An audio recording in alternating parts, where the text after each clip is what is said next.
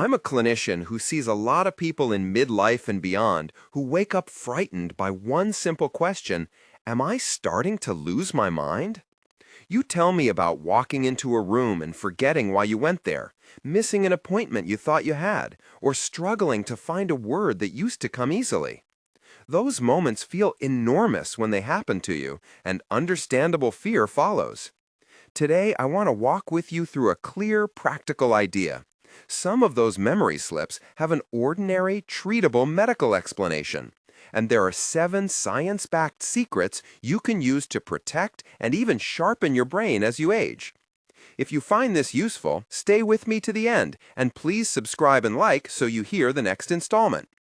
The first secret I share is: think of the brain as wiring and vitamin B12 as the insulation. When you picture electrical wiring, the metal conductor is the neuron, and the plastic coating is the myelin sheath that helps signals travel quickly and cleanly. Vitamin B12 helps make and maintain that insulation. Without enough B12, signals slow and connections misfire. The result can be subtle: memory retrieval that takes a pause, the name that hides for a moment, or a short string of misplaced items. Explainable lapses like these are not the same as progressive dementia, but they deserve attention because B12 deficiency is a common and often reversible contributor. The second secret is: deficiency is not always about diet alone. Many people assume B12 trouble only happens to strict vegans, and while low dietary intake can matter, age and digestive changes are often more important. As we age, stomach acid production can fall, and the gut's ability to release and absorb B12 diminishes. Certain medications, metformin for diabetes and proton pump inhibitors for reflux, can reduce absorption. Conditions that change gut function, like atrophic gastritis or prior gastric surgery, matter too. Another cause is autoimmune pernicious anemia, where your body makes antibodies that block the intrinsic factor needed to absorb B12. So, the right question is not just, are you eating animal products, but is something preventing your body from absorbing B12? A short vignette I carry with me. A woman in her late 60s, soft-voiced, who came with a stack of sticky notes she used to find her glasses. She told me about the embarrassed feeling when she blanked on a neighbor's name at the post office. She ate fish twice a week and liked yogurt, so I didn't suspect pure dietary lack. A blood workup revealed a borderline low serum B12 and a high methylmalonic acid, or MMA, which is a more sensitive marker. After a coordinated plan with her internist, short course of injections to replenish stores, followed by high-dose oral therapy and fortified food, she began noticing steadier recall over a few weeks. Her relief was quiet but profound. The pile of sticky notes shrank, and she started leaving the house with confidence. The third secret is about testing smartly. A single serum B12 level by itself is a crude test. It has value as a screening number, but we interpret it in context. If the serum B12 is clearly low, that tells us something. But if it's borderline, we order methylmalonic acid, MMA, and homocysteine. MMA is the most specific biochemical sign that cells are B12 starved. It tends to rise when B12-dependent enzymes can't function. Homocysteine also rises with B12 deficiency, but can be high for other reasons like low folate or kidney disease. A complete blood count with mean corpuscular volume, CBC/MCV, can show a macrocytic anemia, large red blood cells that often accompanies B12 deficiency. But importantly, many people with B12 problems have normal red blood cells. There is also an active B12 test, holotranscobalamin, that tells us how much B12 is available to tissues. In sum, serum B12 plus MMA and homocysteine when needed, plus CBC, gives a clearer picture than any one test alone. And remember, test interpretation should consider kidney function, recent supplements, and medications. The fourth secret is clinical context. Testing is useful when symptoms, signs, or risk factors are present. If you have persistent forgetfulness that interferes with daily life, new numbness or balance problems, or known risk factors, long-term metformin use, gastrointestinal surgery, autoimmune conditions, or restrictive diets, talk to your clinician about testing. But also, for many people with occasional forgetfulness and no red flags, keeping a symptom log for a month, dates, what happened, context, can help both you and your clinician see patterns and decide on next steps without panic. The fifth secret concerns treatment choices. There are effective routes to replete B12, and the decision is individualized. Broadly, two common approaches exist in practice. One is high-dose oral replacement. Typical examples reported in practice include 1,000 to 2,000 micrograms daily. The other is intramuscular, IM injection, often using 1,000 microgram given weekly for a time and then monthly as maintenance. Which approach is chosen depends on the cause. If someone has severe absorption problems, pernicious anemia or recent gastric surgery, or neurologic symptoms like new numbness or trouble walking, injections are often favored early to ensure reliable tissue repletion. If absorption is partial but manageable, high-dose oral therapy can be effective, because a fraction of very large oral doses is absorbed passively. These dosing examples are typical ranges reported in practice. Your clinician should confirm the exact plan tailored to your situation. Do not self-prescribe or self-inject without medical supervision. I want to pause here and name the sixth secret, which is about expectations and timelines. If B12 deficiency is caught early, improvements in energy and some cognitive symptoms can be seen within weeks. Sensory symptoms and more entrenched neurologic deficits often take months and may not fully reverse. Recovery depends on how long the deficiency was present, how severe the neurologic involvement was, and how promptly treatment began. That's why early recognition matters. The sooner supply is restored, the better the chance of meaningful improvement. But also be realistic. If symptoms have been present for a long time, improvements may be partial, and supportive therapies matter a great deal. A second composite vignette helps here. A man in his early 70s came in after his daughter noticed he was tripping on the porch steps more than usual and that he'd become quieter at dinner. He had been on metformin for many years. His exam showed subtle vibration loss in his feet and a slow, slightly uncertain gait. His serum B12 was low and MMA was elevated. Because of the neurologic signs, I recommended urgent specialist follow-up and a regimen that included initial injections. Over months, his balance improved with B12 repletion and a physical therapy program focused on balance and strength. He did not snap back to being exactly as he had been 10 years earlier, but he regained steadiness that made daily tasks safer and less stressful for him and his family. That is a realistic outcome we can aim for. The seventh secret is simple but powerful. Lifestyle habits build resilience and support any medical therapy. Think of this as tending a garden. If B12 is the fertilizer for the insulation, sleep is the nightly pruning, movement is the watering, and social and cognitive engagement are the sunlight and seeds. Practical daily moves that help include prioritizing regular restorative sleep, staying hydrated, moving your body in ways that raise your heart rate several times a week, choosing nutrient-dense foods that include B12 sources or fortified options, reducing ultra-processed foods, and keeping your mind active through social interaction, reading, hobbies, and learning new skills. These habits do not replace diagnosis and treatment, but they magnify the benefits and safeguard other aspects of brain health. Let me offer a concrete, immediately usable habit. A morning smoothie I often suggest to patients as an easy, nutrient-dense option while they await evaluation. Blend together 1 cup of fortified milk or fortified plant milk. Choose one with added vitamin B12 for plant-based diets. A half cup of plain yogurt or a dairy-free probiotic yogurt if you prefer. 1 medium banana. A cup of mixed berries.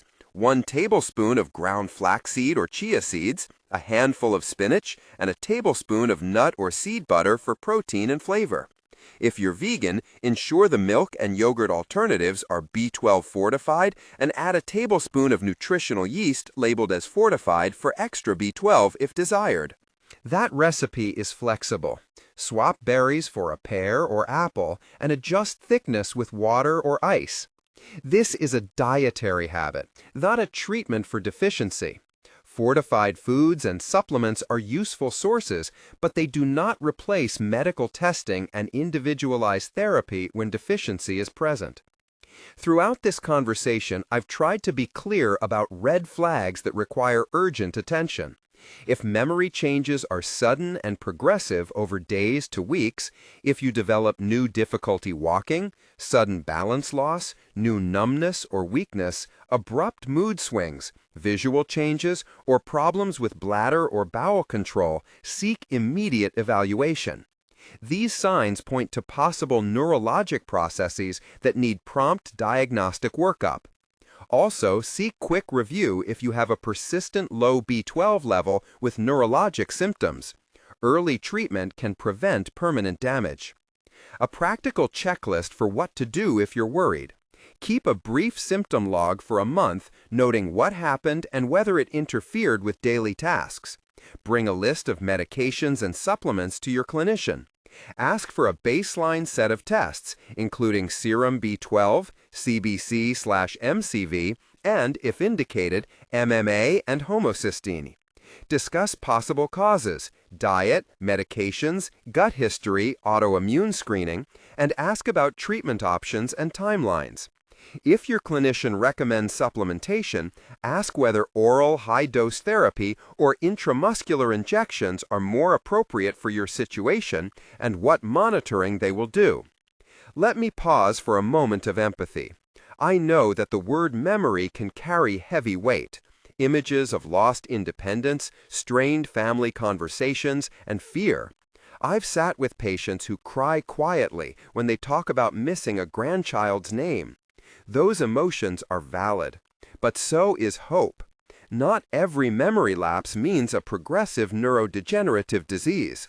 Some causes, like B12 deficiency, are identifiable and often treatable.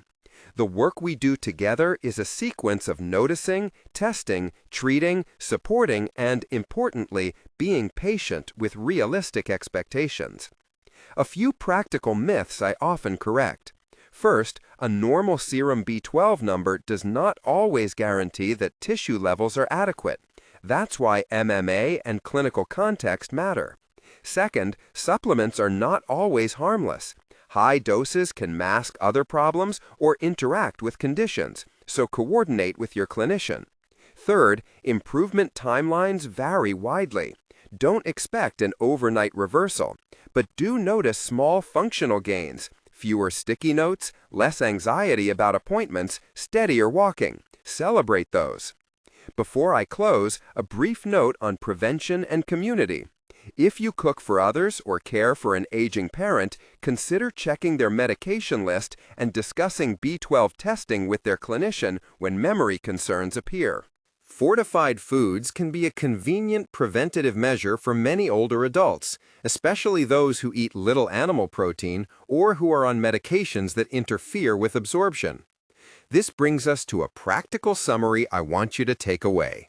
Notice the changes, test in context, act under clinical guidance, be patient with recovery, and support brain health through everyday habits. Imagine your brain as a garden. Small, consistent care matters more than dramatic last-minute fixes. Water, sunlight, pruning, and the right nutrients together help plants survive seasonal setbacks and grow back stronger. A quick clinical advisory. This information is educational and not a substitute for individualized medical evaluation. If you have concerning symptoms, please consult your clinician for testing and personalized treatment recommendations. Do not self-prescribe or self-inject based on examples here. Dosing and route should be confirmed by a healthcare professional. If this has been helpful, take one concrete next step today. Book a basic evaluation or call your clinician to ask about a B12 screen and bring a 1-week symptom log to that appointment. Share this with someone who might benefit and subscribe so you'll get the next segment in which I'll show you, step by step, how to read your test results and which questions to ask your clinician about treatment options and monitoring. First, how to read the common tests you'll see and what each result actually means for your care. Serum B12, cobalamin. Labs report this as a single number, but it's an imperfect marker. Many clinicians use roughly the following cut points as a practical guide. Values clearly low are consistent with deficiency. Mid-range or borderline values may require further testing. And values well within the normal range usually reassure but do not absolutely exclude tissue deficiency. The key is context. Symptoms, exam findings, and other labs matter more than a lone number. Methylmalonic acid, MMA. This is the most helpful tiebreaker. When MMA is elevated, it indicates impaired intracellular B12 activity. In other words, functional deficiency, even if the serum B12 looks borderline. If you have memory or neurologic symptoms and your MMA is high, clinicians usually treat. Homocysteine. This rises when either B12 or folate is low and sometimes with other metabolic issues. An elevated homocysteine supports the idea of a deficiency but is less specific than MMA. Complete blood count, CBC, and MCV. Classic B12 deficiency causes megaloblastic anemia and a high MCV, red cells larger than normal. But many people with B12-related neurologic symptoms have normal hemoglobin and MCV, so a normal CBC does not rule out a clinically important deficiency. Intrinsic factor, IF, and parietal cell antibodies. If pernicious anemia, autoimmune destruction of parietal cells, intrinsic factor, these antibody tests help identify it. A positive IF antibody is highly suggestive of pernicious anemia and usually means the patient will need lifelong replacement. What to ask your clinician, a short checklist you can carry to the visit. Can we order MMA and homocysteine in addition to serum B12 and CBC/MCV? Do you suspect a cause such as diet, medication, metformin, PPIs, prior stomach, bowel surgery, or autoimmune gastritis? If my B12 is low or MMA is elevated, what route of replacement do you recommend? Oral high dose or intramuscular? And what exact dosing schedule will you use? How will we monitor response and on what timeline should I expect lab and symptom changes? If I have neurologic signs, should I see neurology or hematology? Do I need endoscopy to evaluate gastric atrophy? Should we check folate, iron, thyroid, and other vitamins while we investigate? Basic treatment options and practical differences. Oral high-dose therapy. Daily high-dose B12, often 1,000 to 2,000 mcg orally, can be effective because a small percent is absorbed passively even when intrinsic factor is impaired. It's convenient, inexpensive, and works for many people, especially those with dietary deficiency or mild deficits without severe neurologic signs. Intramuscular, IM, commonly used when neurologic symptoms are present, when absorption is questionable, or when a rapid repletion is desired. Typical regimens start with frequent injections, for example, 1,000 IM daily or several times per week for the first 1 to 2 weeks, then move to weekly for a month, and finally to monthly maintenance if long-term treatment is required. Exact schedules vary. Follow your clinician's plan. Which route to choose? If someone has clear neurologic findings, gait change, numbness, cognitive decline, many clinicians prefer IM replacement initially because it reliably raises tissue stores quickly. If the problem is purely low lab numbers without neurologic signs, oral therapy is often reasonable. What to expect after starting treatment?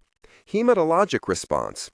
If anemia is present, the reticulocyte count typically rises within a week and hemoglobin begins to improve over 1 to 3 weeks. MCV normalizes more slowly. Neurologic and cognitive recovery. This is the hardest to predict. Some people notice improvement in weeks, others take months or longer. The earlier therapy starts after symptom onset, the better the chance of meaningful recovery. In some cases of long-standing deficiency, neurologic deficits may only partially recover. Monitoring and follow-up. Recheck labs. Many clinicians recheck CBC and serum B12 and sometimes MMA about 1 to 3 months after beginning therapy, then again at 6 to 12 months. If you're on oral therapy, early repeat at 4 to 8 weeks helps confirm absorption and response. For pernicious anemia or lifelong replacement, annual monitoring is common. Watch for treatment signals. A brisk reticulocyte response and rising hemoglobin suggest effective repletion. Persistent or worsening neurologic signs despite appropriate replacement should prompt reassessment and referral. Safety notes and interactions. B12 is generally very safe. Allergic reactions are rare. High doses do not cause harm for most people, but they can mask a concurrent folate deficiency. For that reason, clinicians often check folate and, when indicated, correct both. Sudden improvement in red cell production can unmask low potassium, hypokalemia, as the marrow consumes potassium during rapid erythropoiesis. If you feel new weakness or palpitations after starting therapy, mention that to your clinician. Common causes to explore with your clinician. Dietary insufficiency, vegan diets without supplementation, pernicious anemia, autoimmune intrinsic factor loss, medication effects, metformin, proton pump inhibitors, H2 blockers, prior gastric surgery or bariatric procedures, small bowel disease or ileal resection, Crohn's disease, other causes, chronic pancreatitis or conditions impairing intrinsic factor function. Nitrous oxide exposure can precipitate deficiency rapidly. When to seek urgent or specialist care. New or rapidly worsening neurologic deficits, gait instability, worsening numbness, weakness, sudden cognitive decline need prompt evaluation, often with urgent labs and consideration of IM treatment. If labs and clinical picture are unclear, or if symptoms progress despite replacement, referral to neurology, hematology, or gastroenterology for deeper evaluation. Autoimmune testing, endoscopy, or neuroimaging is appropriate. Rehabilitation and practical supports. Physical therapy, occupational therapy, and cognitive rehabilitation can be important parts of recovery for people with balance problems or memory deficits. Safety at home, fall risk reduction should be addressed early. Family education matters. Caregivers benefit from simple guidance on medication schedules, symptom tracking, and when to contact the clinician. A short action plan you can use today. 1. Gather a 1-week symptom log and a complete list of medications and supplements. 2. Call your clinician and ask for serum B12, CBC-MCV, and MMA, and homocysteine if MMA is unavailable. Mention any neurologic symptoms explicitly. 3. Ask what treatment they would recommend if your results show deficiency and what monitoring plan they will use. 4. If you're on metformin or a long-term PPI, ask whether those could be contributing and how to manage them safely. A final word of encouragement. Memory changes are frightening, but many causes, including B12 deficiency, are identifiable and often at least partially reversible with timely care. Keep clear notes, be persistent in asking the right questions, and partner with your clinician on testing and follow-up. Small, steady steps make a meaningful difference. If this was helpful, subscribe for more clear, practical guides like this, leave a comment with questions you want me to cover next, and share with someone who should check their B12. If you're ready now, call your clinician and bring the checklist above to that appointment. This information is educational and not a substitute for individualized medical advice. If your symptoms are sudden or severe, seek immediate evaluation.